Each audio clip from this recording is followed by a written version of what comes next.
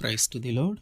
ఈరోజు దేవుడు మనకిచ్చినటువంటి వాగ్దానం ఏంటంటే, ఫిలిప్పీలకు రాసిన పత్రిక 4వ అధ్యాయము 6వ వచనం.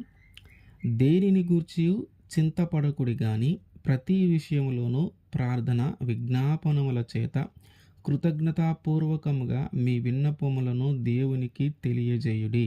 ఆమేన్. యేసుక్రీస్తు వారు అంటూ ఉన్న మాట ఏంటంటే, నువ్విక చింతించొద్దు. నీకు ఏదైతే అవసరమయ్యిందో దానిని నీ పూర్ణ మనసుతో, నీ పూర్ణ ఆత్మతో దేవునికి తెలియజేయి. నువ్వు ఇక ఆందోళన పడొద్దు, నువ్వు ఇక విచారపడొద్దు.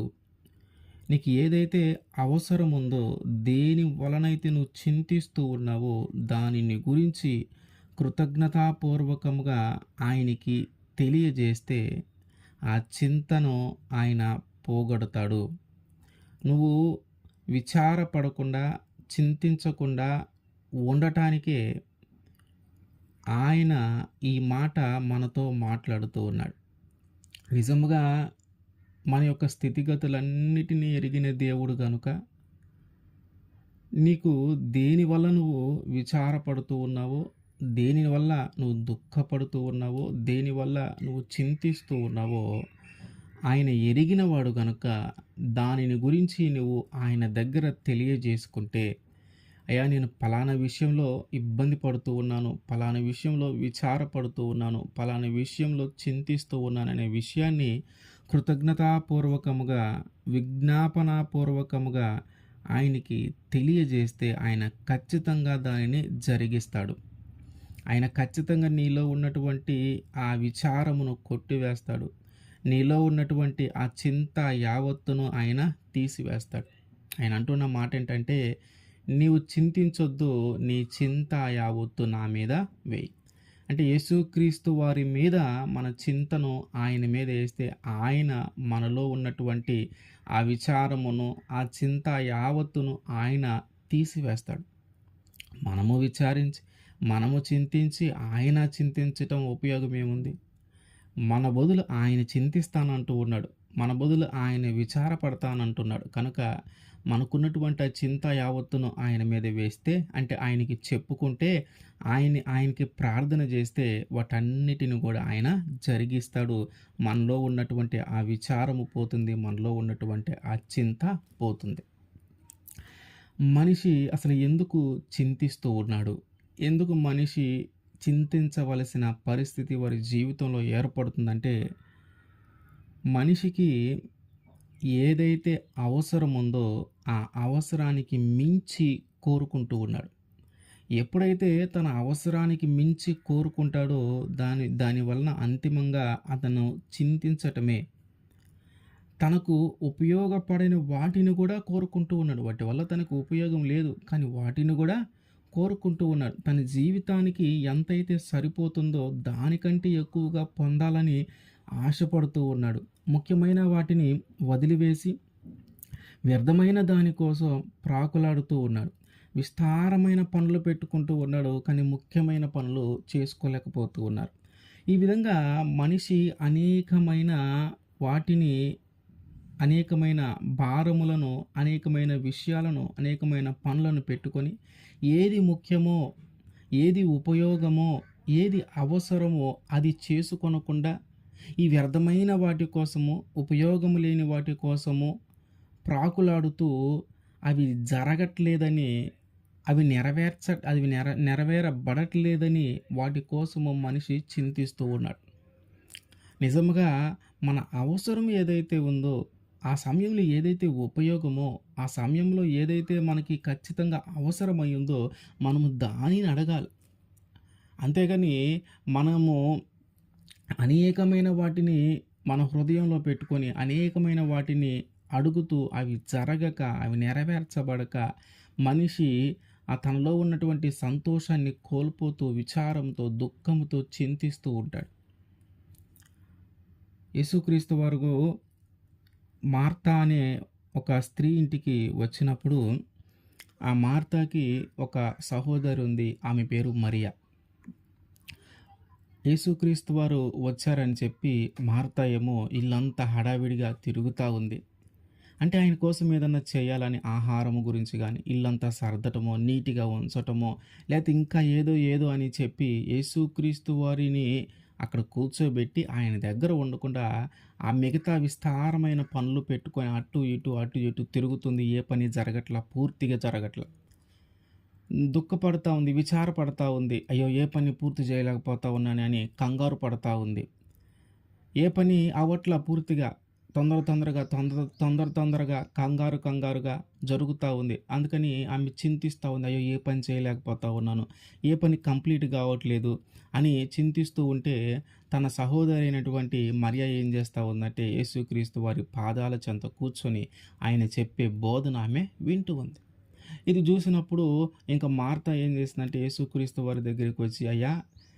నేను ఎంత కష్టపడుతూ ఉన్నానే, ఇన్ని ఇన్ని పనులు చేసుకుంటూ ఉన్నాను. నేనొక్కదాన్నే చేస్తా ఉన్నాను. నువ్వు కూడా చూస్తా ఉన్నావు గదా! నీకు జాలి లేదా? నా గురించి మీరెందుకు చింతించట్లేదయ్యా? నా సహోదరి మీ దగ్గర ప్రశాంతంగా కూర్చొనుంది. నేనైతే హడావిడి పడతా ఉన్నాను. కంగారు పడతా ఉన్నాను. ఆ పని జరగలేదు, ఈ పని జరగలేదు, అది అవ్వలేదు, ఇది అవ్వలేదు. ఇంత టెన్షన్ పడతా ఉంటే, నేను ఇంత చింతిస్తా ఉంటే, నా సహోదరి ఇక్కడే ఉంది గదా! నీ దగ్గరే ఉంది గదా! అమ్మ మార్త చాలా కష్టపడతా ఉంది. హడావిడి పడతా ఉంది. అనేకమైన పనులను పెట్టుకుంది. నువ్వు కూడా ఎంతో కొంత సహాయము చెయ్యి పో అని చెప్పట్లేదేంటయ్యా? నీకు నా మీద చింత లేదా? అని అడుగుతా ఉంది. యేసుక్రీస్తు వారు అంటూ ఉన్నారు, మార్తా మార్తా, నువ్వెందుకు అనేకమైన పనులను పెట్టుకున్నావు? అవన్నీ ఇప్పుడు ముఖ్యమైనవి కాదు గదా!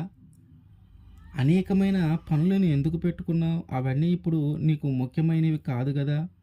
మరి ముఖ్యమైనది ఏంటి? ఆమె అనేకమైన పనులు పెట్టుకొని నువ్వెందుకు తొందరపడతా ఉన్నావు? ముఖ్యమైనది అది కాదు గదా! ముఖ్యమైనదేంటి?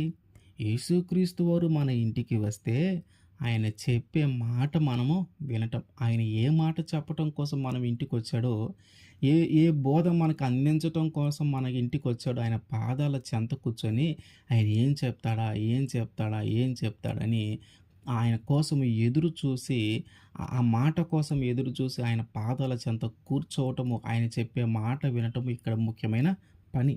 మనం ఒకసారి చూస్తే లూకాసు వార్త 10వ అధ్యాయము 38వ వచనం. అంతటా వారు ప్రయాణమైపోవచ్చు ఉండగా ఆయన యొక్క గ్రామంలో ప్రవేశించెను. మార్తా అను ఒక స్త్రీ ఆయనను తన ఇంట చేర్చుకొనెను. ఆమెకు మరియ అను సహోదరి ఉండెను. ఈమె యేసు పాదముల యొద్ద కూర్చుండి ఆయన బోధ వినుచూ ఉండెను. మార్త విస్తారమైన పని పెట్టుకొనుట చేత తొందరపడి ఆయన యొద్దకు వచ్చి, ప్రభువా, నేను ఒంటరిగా పని చేయుటకు నా సహోదరి నన్ను విడిచిపెట్టినందున నీకు చింత లేదా? నాకు సహాయము చేయమని ఆమెతో చెప్పమనెను. అందుకు ప్రభువు, మార్తా మార్తా, నీవనేకమైన పనులను గూర్చి విచారము కలిగి తొందరపడుచున్నావు గాని అవసరమైనది ఒక్కటే, మరియు ఉత్తమమైన దానిని ఏర్పరచుకొనెను. అది ఆమె యొద్ద నుండి తీసివేయబడదని ఆమెతో చెప్పెను. మార్తా ఏమో అనేకమైన పనులను పెట్టుకొని ముఖ్యమైన దాన్ని వదిలేసింది. మరియ ఏమో ముఖ్యమైన దానిని పట్టుకొని ఆ వ్యర్థమైన వాటన్నిటిని వదిలివేసింది. మనము కూడా అంతే. అనేకమైన పనులు పెట్టుకుంటాం. అనేకమైన విషయాలు మన మీదకి తెచ్చుకుంటాం. అనేకమైన భారాలు మన మీదకి పెట్టుకుంటాం. కానీ వాస్తవంగా అవసరమైనది చాలా తక్కువ. మనకు ఉపయోగపడేది చాలా తక్కువ. మనకు అవసరమైన మనం పెట్టుకున్న అన్ని పనుల్లో మనకు అవసరమైనది చాలా తక్కువే.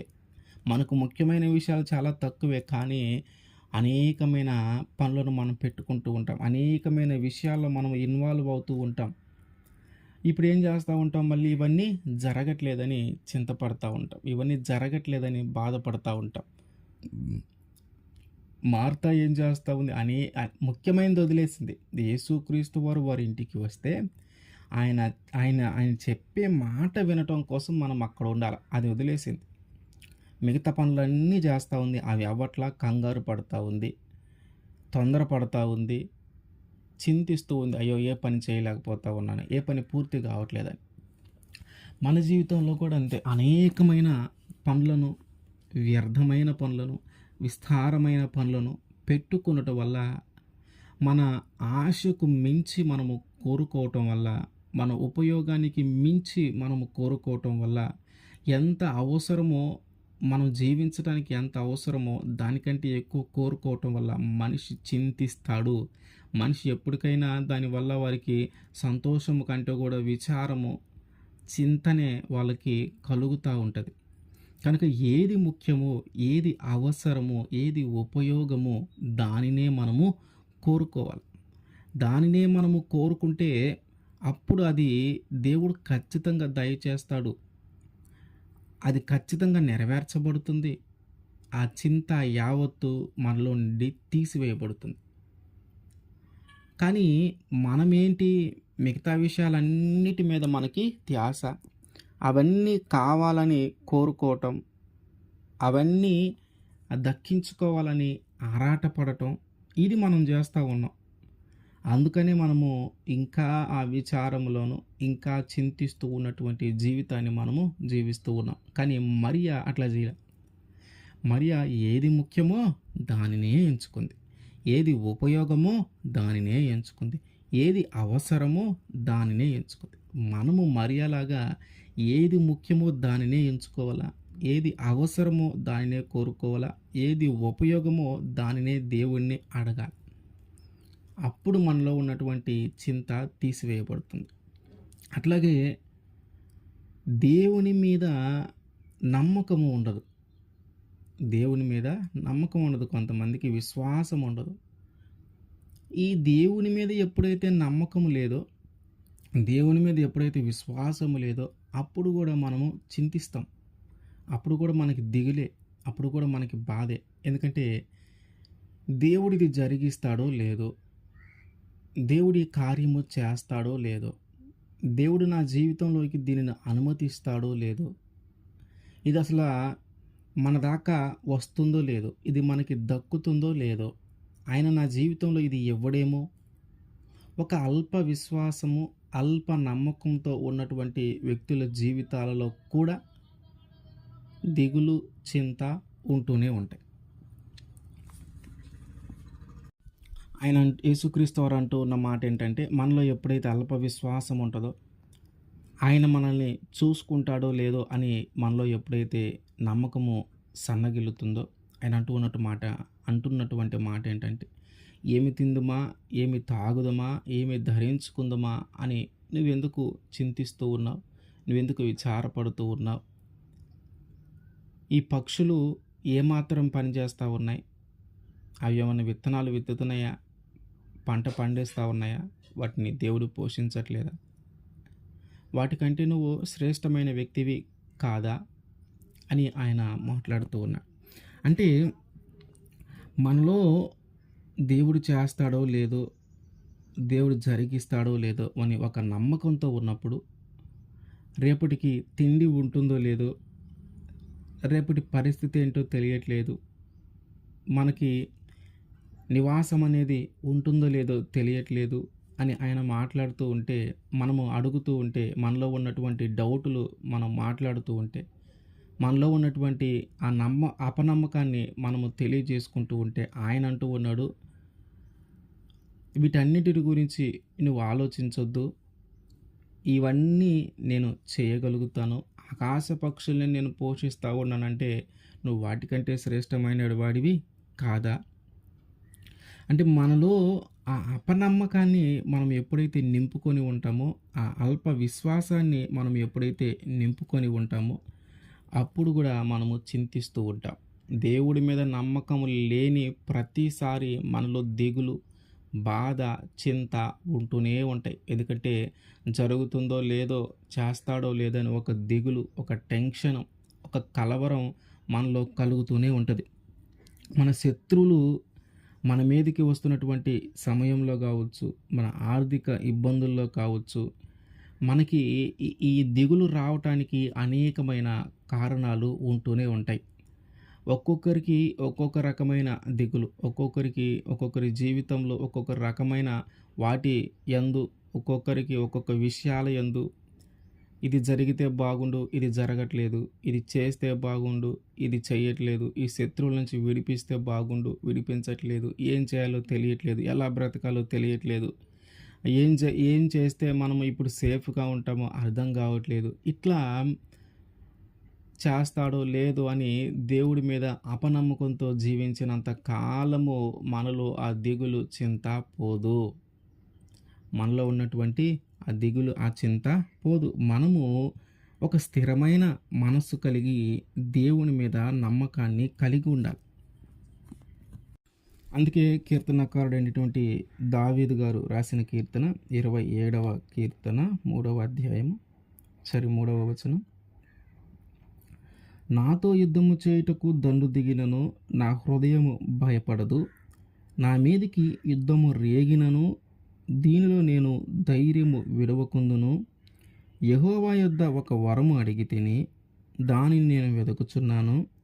యెహోవా ప్రసన్నతను చూచుటకు ఆయన ఆలయములో ధ్యానించుటకును నా జీవిత కాలమంతయు నేను యెహోవా మందిరములో నివసింపగోరుచున్నాను. ఆపత్కాలమున ఆయన తన పర్ణశాలలో నన్ను దాచును. తన గుడారపు మాటున నన్ను దాచును. ఆశ్రయ దుర్గము మీద ఆయన నన్ను ఎక్కించును.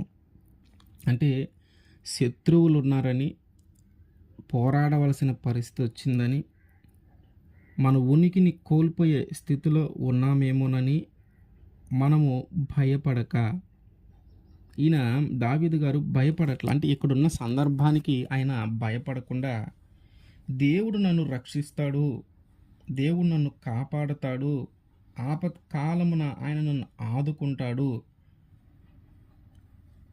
అంటే ఈ నమ్మకము మనలో ఉండాలి. ఇప్పుడు చదివిన లేఖనాల్లో చదివినటువంటి ఆ మాటల్లో ఉన్నటువంటి నమ్మకము, ఆ మాటల్లో ఉన్నటువంటి ధైర్యము మనలో ఉండాలి.